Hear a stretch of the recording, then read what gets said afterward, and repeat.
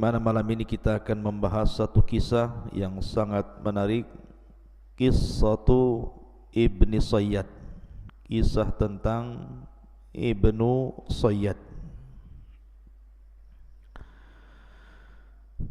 Di dalam surah Al-An'am sudah sering saya katakan bahwa surah Al-An'am ini adalah surat yang paling panjang, yang sempurna turun dari awal ayat sampai akhir ayat. Bahkan termasuk surat tersulit di dalam hafalan. Lah dalam surah Al-An'am ayat 158, Allah Subhanahu wa taala mengisyaratkan kisah Ibnu Sayyad di dalam Al-Qur'an. Allah Subhanahu wa taala berfirman, hal yanzuruna illa an ta'tiyahumul malaikatu aw ya'tiya rabbuka aw ya'tiya ba'du ayati rabbik. Yauma ya'ti ba'du ayati rabbika la yanfa'u nafsan imanuha lam takun amanat min qablu aw kasabat fi imaniha khaira. Tidakkah mereka menunggu, maksudnya orang-orang yang berpaling dari jalan Allah Subhanahu wa taala, illa an ta'tiyahumul malaikah, sampai datang kepada mereka para malaikat yang mencabut nyawa mereka, atau datang kepada mereka Rabb mereka pada hari kiamat, atau datang sebagian tanda-tanda Rabb kalian. Maka kalau sampai sebagian tanda-tanda kebesaran Rabb kalian datang, maka tidak akan bermanfaat lagi iman seseorang yang sebelumnya belum pernah beriman atau sudah beriman tapi tidak beramal saleh. Di dalam ayat ini Allah Subhanahu wa taala mengatakan au ya'tiya ba'du ayati rabbik, atau datang sebagian tanda-tanda Rabbmu. Maksudnya tanda-tanda Rabbmu di sini artinya tanda-tanda kiamat besar. Dan Nabi SAW mengatakan, thalathun idza kharajna la yanfa'u nafsan imanuha. 3 perkara kalau seandainya keluar, maka iman seseorang tidak akan manfaat lagi. Salah satunya kata Nabi SAW, khurujud dajjal, munculnya dajjal. Lah apa kaitannya cerita dajjal dengan kisah Ibnu Sayyad ini? Karena apabila seseorang bercerita tentang dajjal, mesti cerita dajjal itu tidak lepas daripada cerita tentang Ibnu Sayyad. Jadi malam ini kita akan fokus siapa Ibnu Sayyad, supaya antum tahu kisah Ibnu Sayyad ini. Ibnu Sayyad ini ketika Nabi SAW hijrah dari Mekah ke Madinah, itu usianya masih kecil, usianya 12 tahun, artinya belum balik. Dan orang-orang menyebutnya Ibnu Said. Ada juga yang mengatakan Ibnu Sayyad, ada juga yang mengatakan Abdullah Ibnu Sayyad, ada juga yang mengatakan Safi. Dan subhanallah, Ibnu Sayyad ini di zaman Nabi SAW membuat sebagian para sahabat kebingungan, karena sebagian sahabat menyangka bahwa Ibnu Sayyad itu dajjal masalahnya, dan sebagian yang lainnya tentu mengingkari bahwa Ibnu Sayyad adalah dajjal. Akan tapi Nabi SAW ketika mendengar bahwa ada anak kecil usianya 12 tahun, kemudian memiliki ciri fisik persis seperti dajjal, maka Nabi SAW penasaran. Karena penasaran itulah maka Nabi mengajak Umar ibn Khattab untuk mengintip-ngintip siapa Ibnu Sayyad ini sebenarnya. Berangkat Nabi SAW bersama sebagian para sahabat, salah satunya Umar ibn Khattab, menuju kampungnya Yahudi yang ada di perbatasan kota Madinah. Dan biasa orang-orang Yahudi itu kalau membuat kampung mesti di benteng mereka. Jadi Nabi SAW sampai menyelinap ke dalam benteng, kemudian masuk ke pohon-pohon supaya ingin melihat siapa Ibnu Sayyad ini.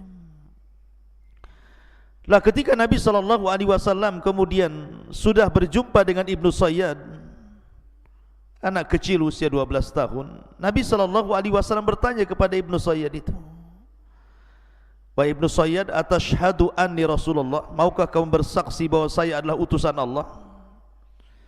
Kenapa Nabi SAW meminta persaksian Ibnu Sayyad? Agar mengakui dirinya adalah seorang Rasul, supaya jelas masalahnya. Kalau dia mau mengucapkan syahadat berarti dia bukan Dajjal, karena Dajjal itu kafir.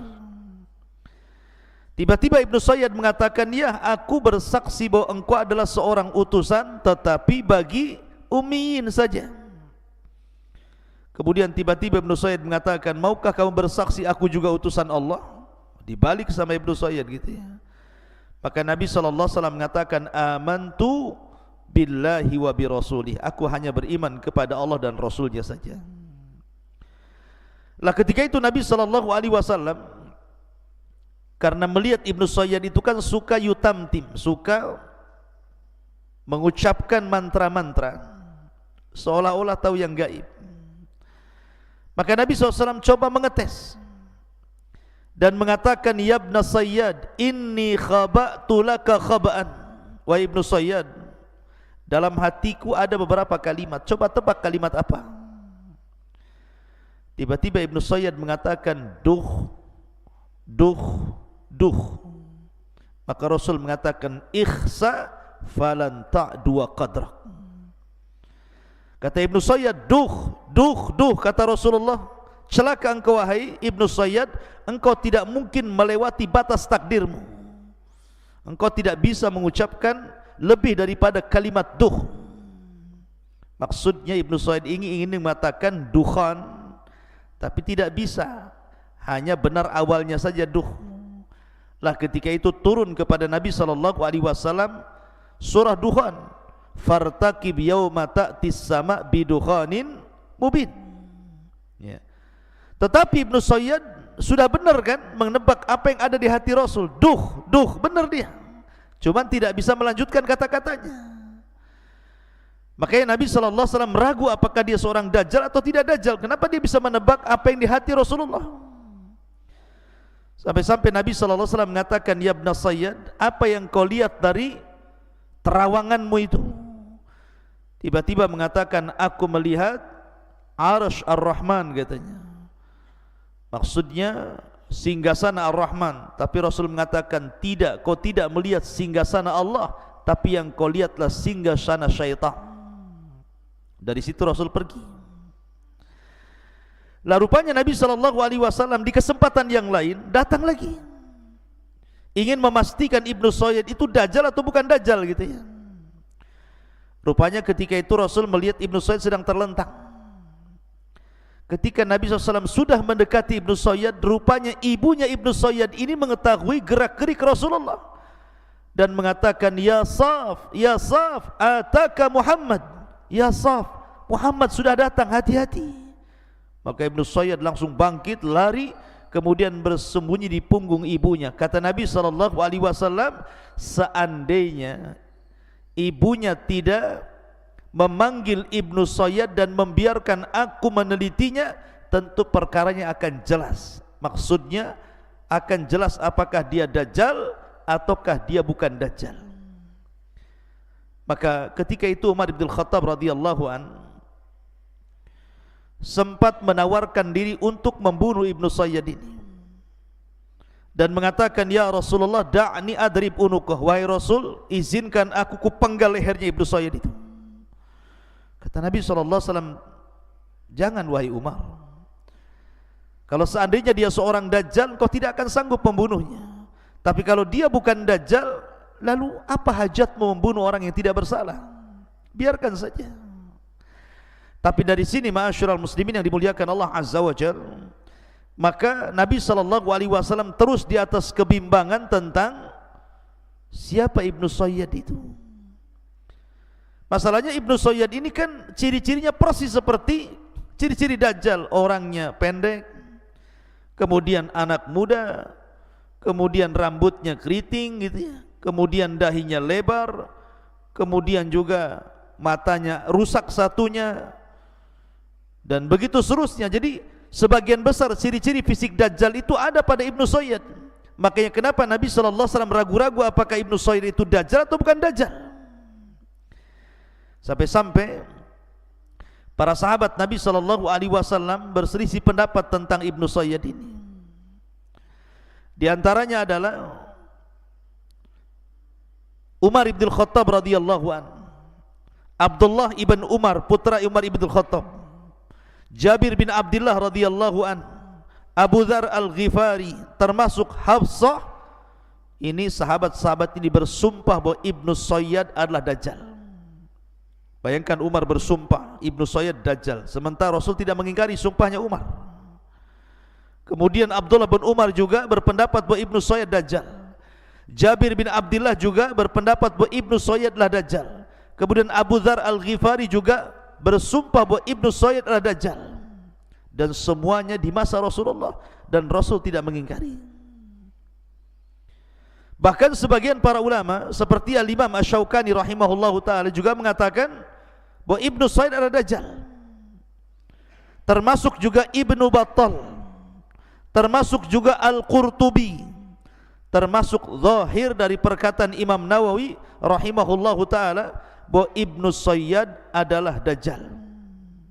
Bayangkan, banyak para sahabat dan para ulama salaf mengatakan bahwa Ibnu Sayyad adalah Dajjal yang sudah muncul di zaman Nabi SAW, kemudian menghilang dan akan muncul di akhir zaman. Tetapi ada juga yang mengatakan bahwa Ibnu Sayyad bukan Dajjal, seperti pendapatnya Imam Al-Baihaqi, kemudian Imam Ibnu Katsir dalam kitab Bidayah wa Nihayah, kemudian Imam As-Safarini, termasuk Ibnu Taimiyah rahimahullahu taala di dalam kitabnya Al-Farqu Baina Auliya'ir Rahman wa Auliya'is Syaitan, termasuk juga Al-Hafidz Ibnu Hajar dalam kitabnya Fathul Bari mengatakan bahwa Ibnu Sayyad bukan Dajjal. Kenapa?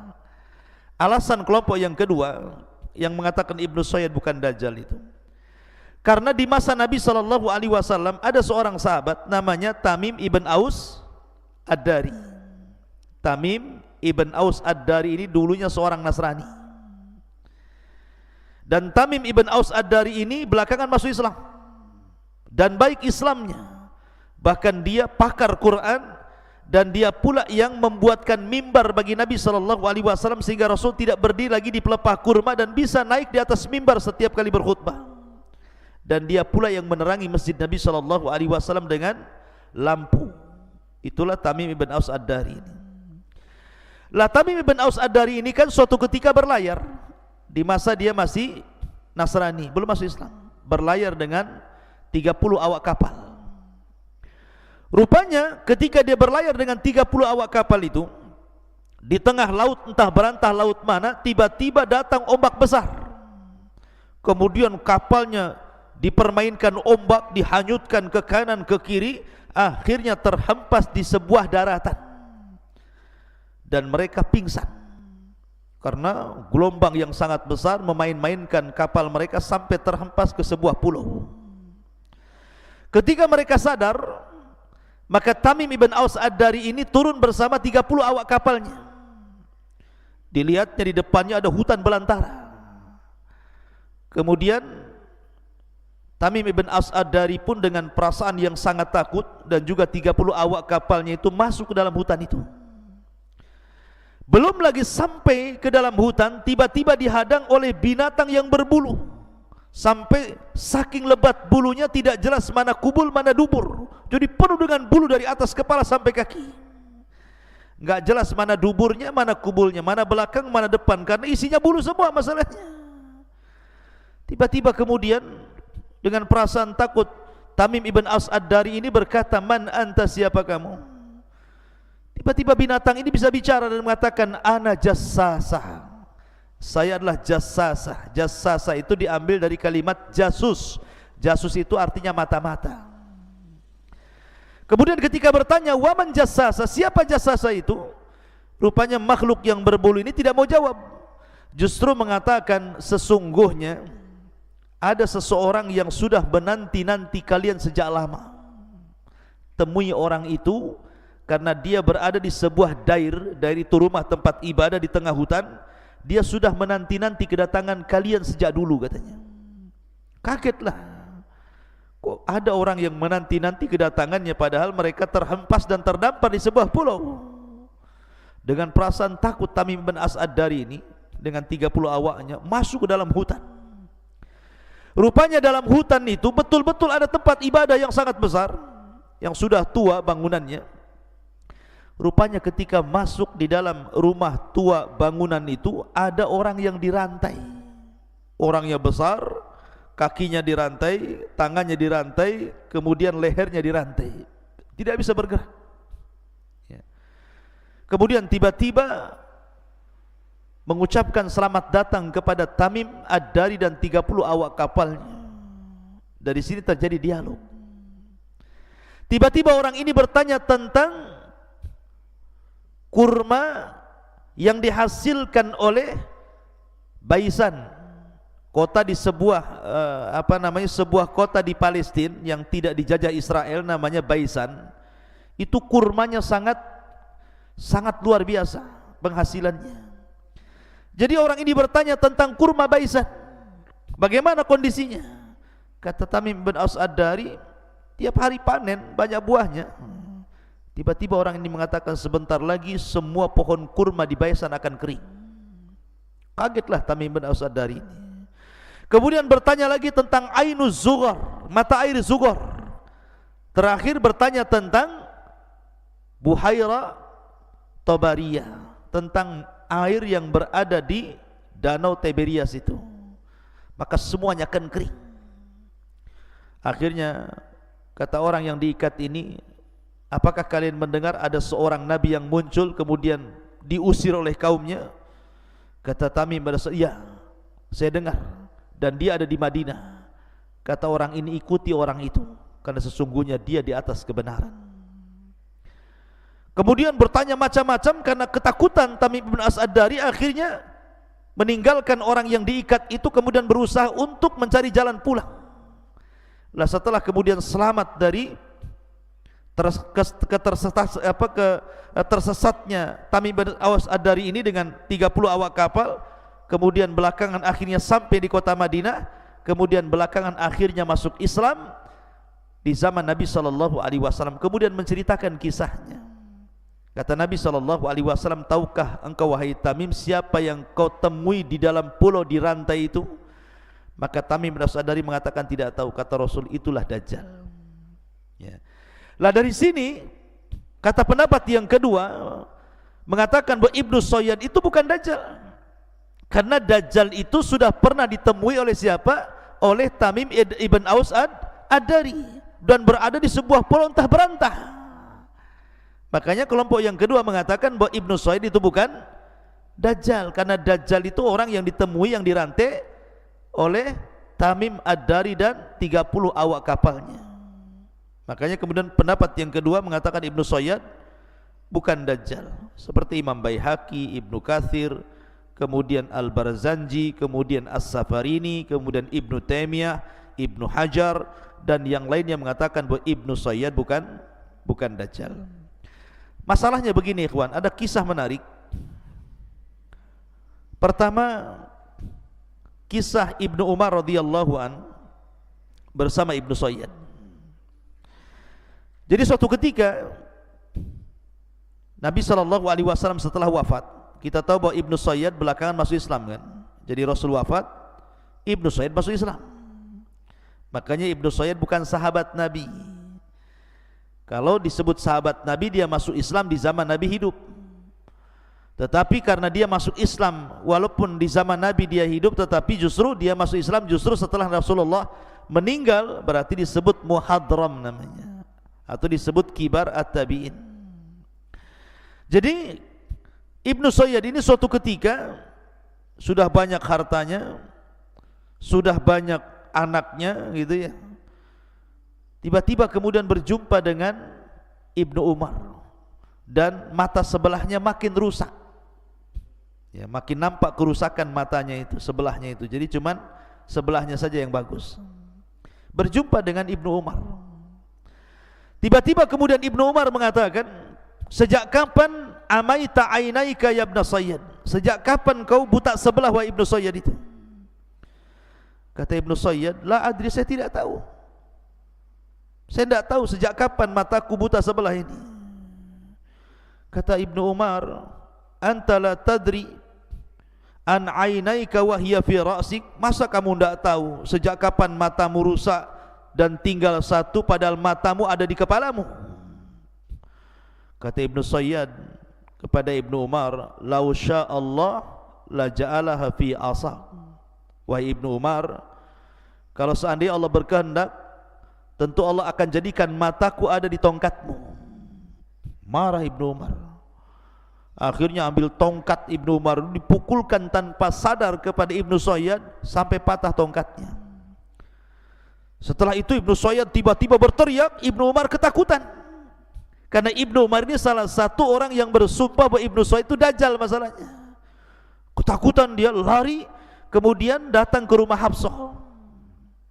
Kemudian menceritakan bahwa dia sudah memukul Ibnu Sayyad. Kata Hafsah, "Ma aradta ya Ibnu Umar?"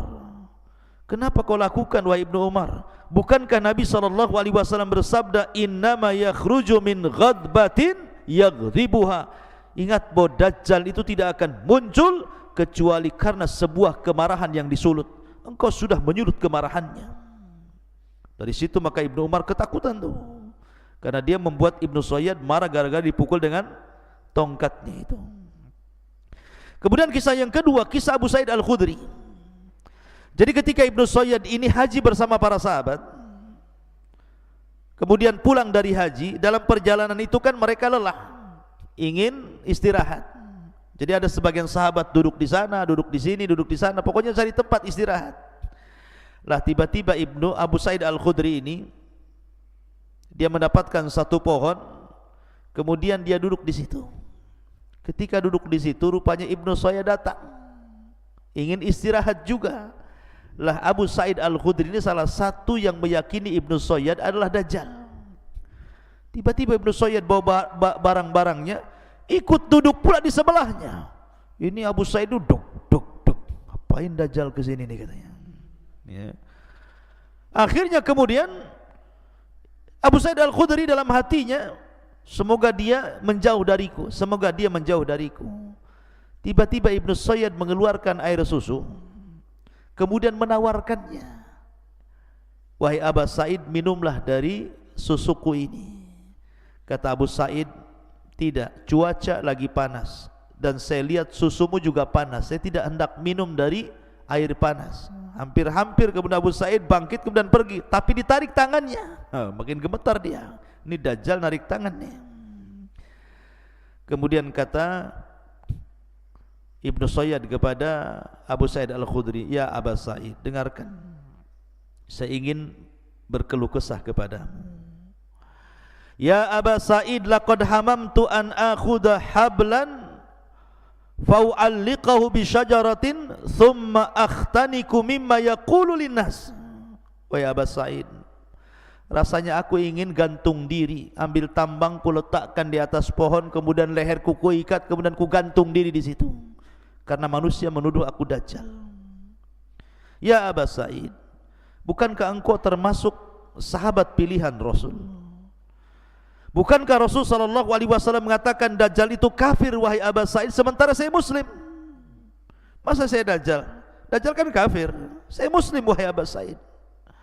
Bukankah Nabi SAW mengatakan Dajjal itu akim, mandul, tidak punya anak, sementara aku banyak anak? Bukankah Nabi SAW mengatakan Dajjal tidak mungkin masuk ke kota Madinah dan kota Mekah? Loh, saya bolak-balik Mekah Madinah.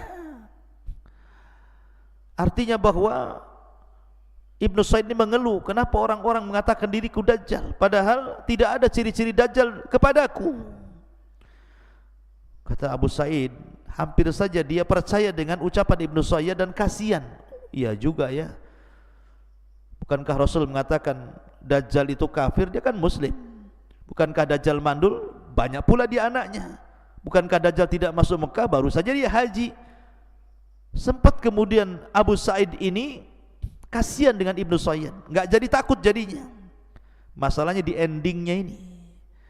Tetapi ya Abu Sa'id, kalau engkau ingin bertanya soal Dajjal, aku tahu di mana tempatnya, siapa ibunya, siapa bapaknya.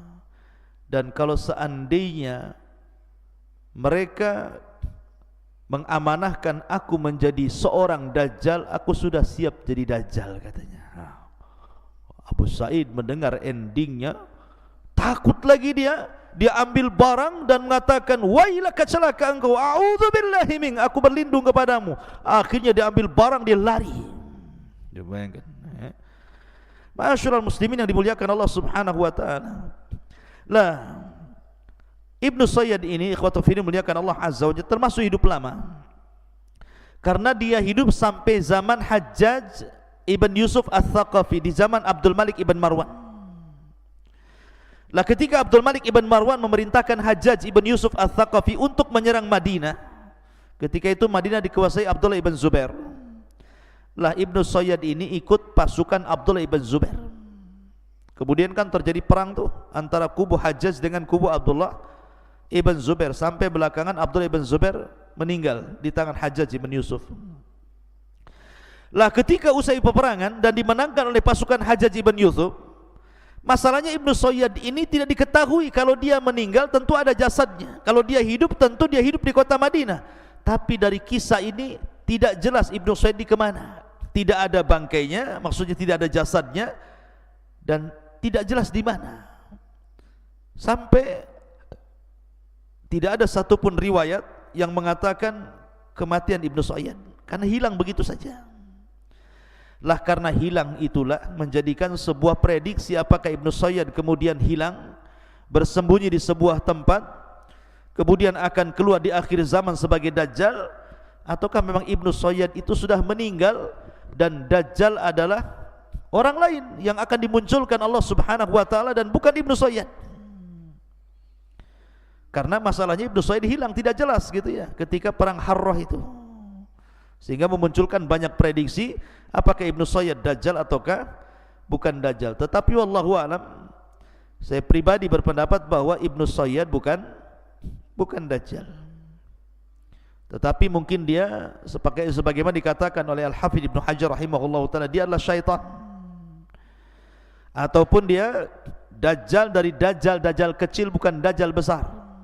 Karena Dajjal besar itu akan muncul di akhir zaman, yang ciri-cirinya sudah dijelaskan Nabi SAW. Tidak ada satupun Nabi kecuali mengingatkan umatnya untuk berhati-hati dari fitnah Dajjal, termasuk Nabi sallallahu alaihi wa ala alihi wasallam. Inilah kisah daripada Ibnu Sayyad ataupun As-Saff ya, dan insyaallah kita lanjutkan di lain kesempatan tentang kisah Dajjal itu sendiri. Siapa Dajjal, kemudian dari mana munculnya, bagaimana fitnahnya, bagaimana meninggalnya. Maka ini ada pembahasan tersendiri. Mudah-mudahan ada manfaatnya. Subhanakallahumma bihamdika asyhadu an la ilaha illa anta astaghfiruka wa atubu ilaik.